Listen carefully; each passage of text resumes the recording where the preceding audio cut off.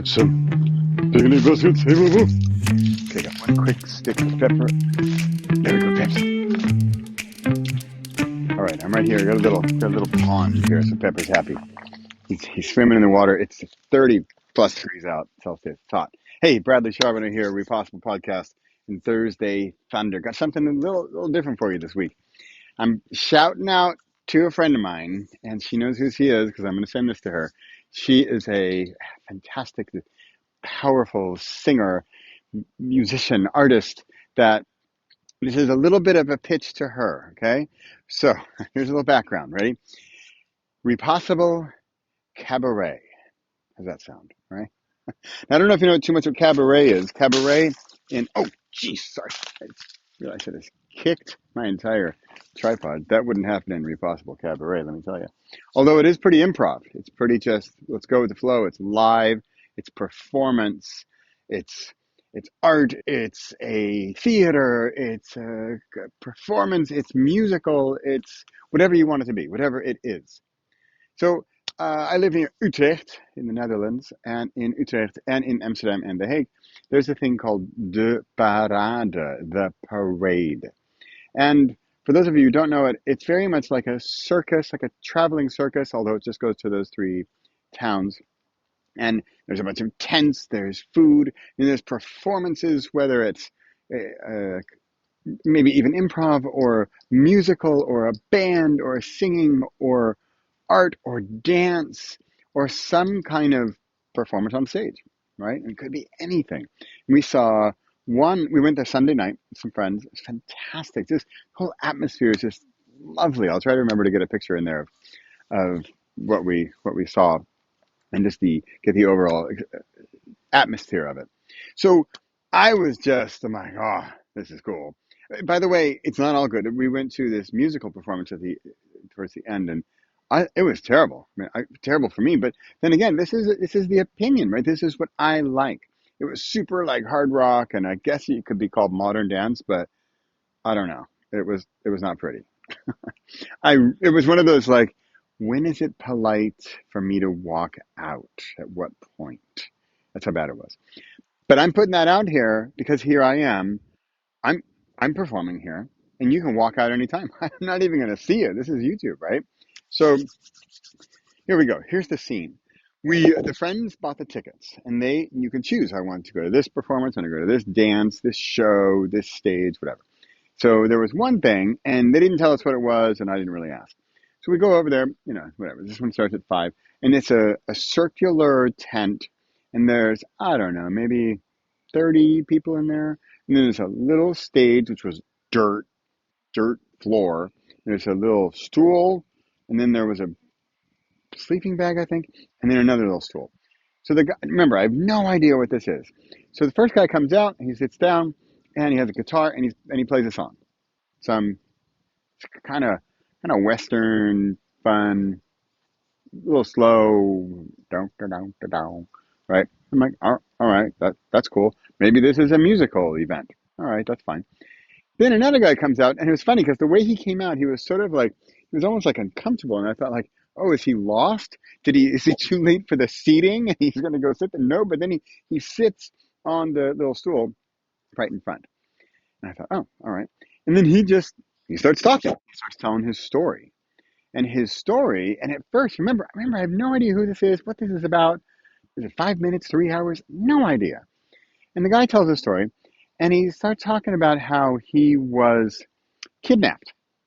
And I thought, okay, either he's a good storyteller or this is real because he's going into some detail and some description where I thought like, wow, this is really intriguing. And he was a good storyteller, so you're really on the edge of your seat.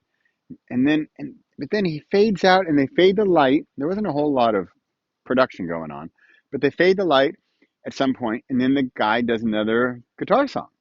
I'm like, oh, okay, that's cool. This guy tells a little story, that guy does a little music, and they did this back and forth. Right? So that's what happened on Sunday evening. And I was just mesmerized. And a lot of me is thinking, that's fun. Ooh, I'm like, I like this. After the performance, we went outside, got some drinks and food, and I went and left a voice message for this friend who I'm going to send this to because she sings and her voice is just, it's deep, it's strong, it's powerful. And my thought to her was, hey, what if we did something like this? I, in this case, I tell a story. She's also a fantastic storyteller and great speaker, but I can't do music like she can. I can't sing. I can't play music. It's hopeless. I mean, maybe I thought it's one of my sort of wishes in life, but it's not going to happen anytime soon. So I could tell a story and she could sing. And then the story that came to mind, I'm not going to tell you the story. I'm going to get into it real quick here, just to give you an idea. And then I'll try to break it up into three parts. Meanwhile, keeping this whole thing under 10 minutes. But just to give you an idea of how this could go. See? So there's maybe she comes out, maybe she sings a song. I don't think she plays any instruments. I'm not sure. Maybe we need a guitar player. I'm thinking for me, like this guy, guitar was good. Maybe violin, even maybe some sort of bass, some kind of low, slow, cool thing. Because the particular story I'm thinking about, I mean, it's fun, but so it's very much in my world, very much my personal development world, which is the kind of stuff I'd probably want to tell stories about, something with a meaning, something with some help, something with a purpose and some message. Okay. So here we go. And this is going to see, this is my draft run without her, which is going to be pretty boring, but I'm rehearsing this in my head and here live with you to give you a bit of a background behind the scenes, how I think through creating new content. And this is where, and I don't often do this full on thing as an invitation to someone who doesn't know I'm going to send this to her. We'll see what she says. Who knows? Maybe she says no. Maybe she's like, Bradley, no. Yeah. So let's say she comes out, sings this song, and it would set the tone for the story. And then I don't know, she fades out, or I'm just basing it on that the other evening. Maybe she fades out and she's in there. Maybe she's strumming a few chords. I don't know. And then the story starts. And the story, I am going to tell you this story. I'm going to make it, it's probably a 10, 20-minute story. I'm going to make it like 3 minutes because I'm just going to give you the highlights and give you a little teaser as to this story as well. So many years ago, first met my wife, then girlfriend, now wife, and we were going to travel and we did a big trip. And we were in like started in September, month like 2 or 3 we did a round the world trip for 12 months. And we only flew twice in the whole time, and it was super backpacking. I mean, I think our budget was $1,000 a month together, right? This is a while back, but we were super cheapy. I mean, like, it wasn't pretty. But some point, so we're in the mountains in Zimbabwe, in a little village town called Chumanimani. And there's this cool lodge, and we're staying in this A-frame sort of hut cabin thing, super simple. And when I say A-frame, it's like the A, and there's the floor, like that's the whole place. 2 little beds, but the view out the window, with I think there's no screen and no glass, is this valley. It's just gorgeous. It's beautiful, and the lodge was super cool, and I just felt like, wow, this is really it. Remember, we've been in Africa now for 2 or 3 months, so we're finally getting the swing of it. We're feeling okay. Maybe I can handle this. Maybe I won't be so scared of like getting murdered or given up. And I thought, maybe we can do this. I don't know. But it was a magical, wonderful place, far away from civilization, anything. So at that point, I've set the scene. So here, I'm no producer, I'm no director of this kind of thing. But what if then at that point I've set the scene, or maybe I leave you with a little bit of a cliffhanger, right? And I say something like, and there was a woman working behind the bar. And I thought, that woman is amazing. She was a Western gal, blonde hair, and I thought, how does she work here? How did she get a job behind the bar? I'm already pretty excited about being here in this faraway exotic land, in this cool place. I'm just a visitor. I'm just a tourist. I'm just a traveler. But she's like, whoa, a level up. And I thought, wow, I admire that, but I'm not there. So maybe that would be a point because I'm trying to tease, I'm trying to do a little cliffhanger, and you're thinking, oh, what's up with this girl? What is she doing, and what am I aspiring to? So then we go to her, and she sings a song, or she plays us music, and I'm there, sort of my light is dim, I'm in the background, and her song finishes, and I come back up, and this woman, and I come back into my story. You feeling this a little bit, right? Without the music, I mean, I'm really missing the music here because otherwise it's just me and I'm just like an audiobook. But this is audiobook with flavor, with heart, with passion, with music, with sound, with vibrancy and frequency, and we got music to pull us in and set the scene even more. Right? Remember, and I'm sitting on a stool and we're in this little small tent, and I thought, that's all I need. So I come back into the story, spotlight's now on me again, and I could bring it back to the woman. And the woman comes up to my then girlfriend and says, hey, I'm leaving, and they're looking for somebody else to work behind the bar. Would you do that? Would you want to do that? Are you available to do that? Right? Following me here? We're crazy far away. Some African, this is like the most exotic place I've ever been in my entire life. And we're already at the pinnacle of what I think is my limit as a traveler. I am already on cloud nine. I'm already so kind of proud and honored and exhilarated that I'm already achieving this status. But then this woman comes along who just bursts my bubble and wants me to break through this ceiling, not even me, my girlfriend, break through the ceiling of, oh, of this even bigger, scarier thing.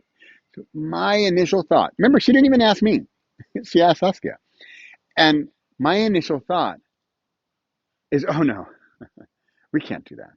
Right? She didn't even ask me. Oh, she can't do that. Oh, I can't do that. And I thought, I'm not the type of guy who does that type of thing. So that night, we said, we'll think about it, or she'll think about it. So we go back and we're talking about it at night and thinking about it, and Saskia she was pretty excited about it. And I kind of thought, well, no, no, no. Of course you can't accept this job. Of course not. Because that's crazy. That's beyond who we are as people, as travelers, as real backpackers. That's a higher level. We are not the type of people who do that type of thing. You get that, right? I get that. That's who we are. We have achieved our limit. And we can't just bust through the ceiling, can we? So I'm purposely leaving some cliffhangers because then I could just see. And again, I'm not a producer, but I'm trying here. I'm going for it. And then it would come back to her.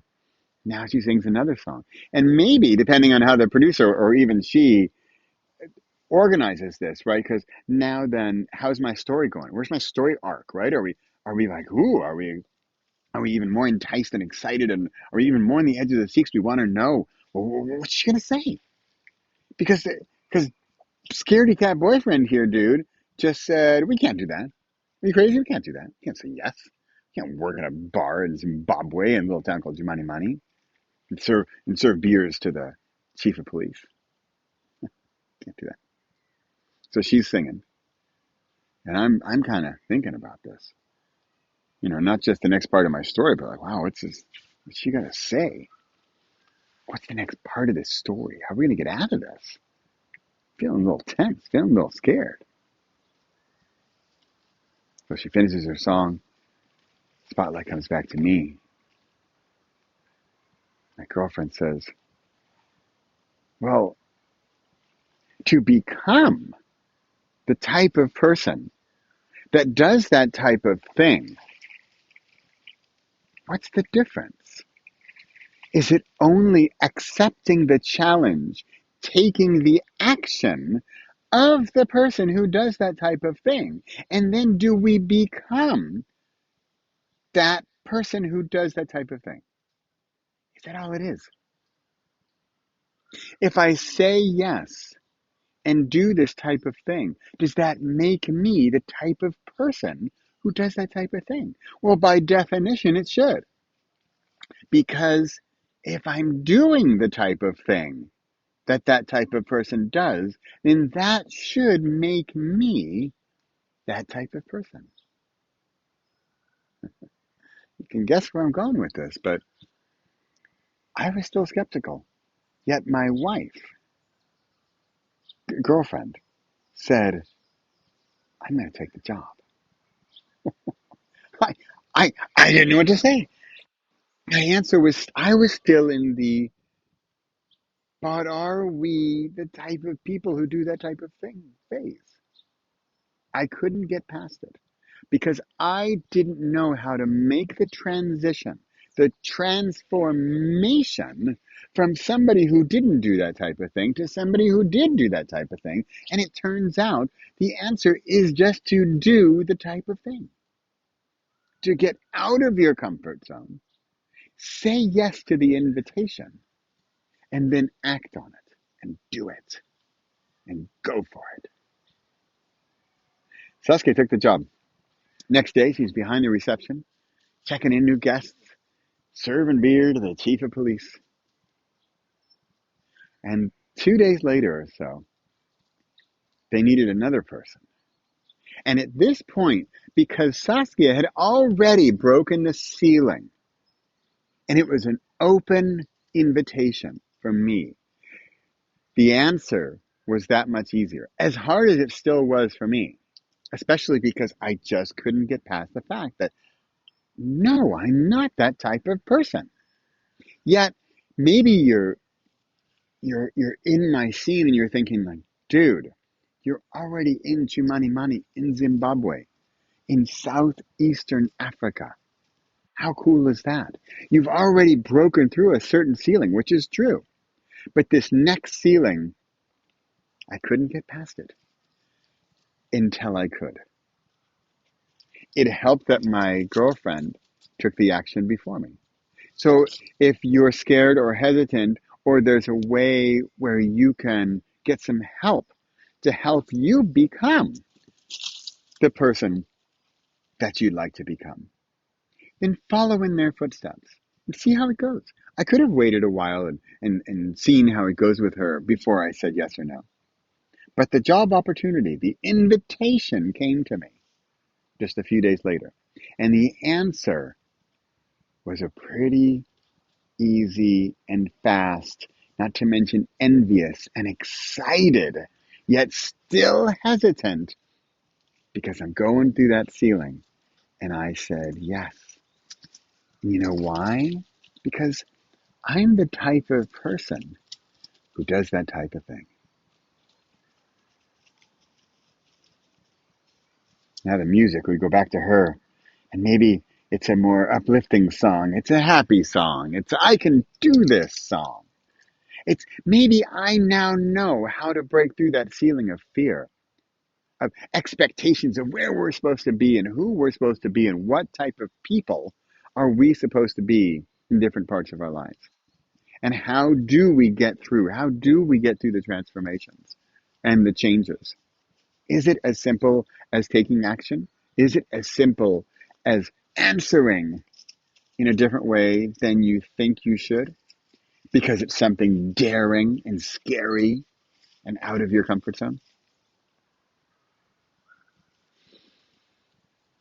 We worked there for weeks. I served beer as well to the chief of police.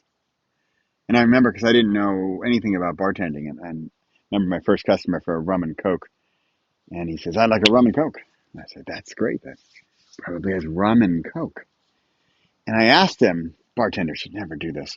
I asked him, I said, how much rum and how much coke? And without skipping a beat, he says, oh, it's half and half.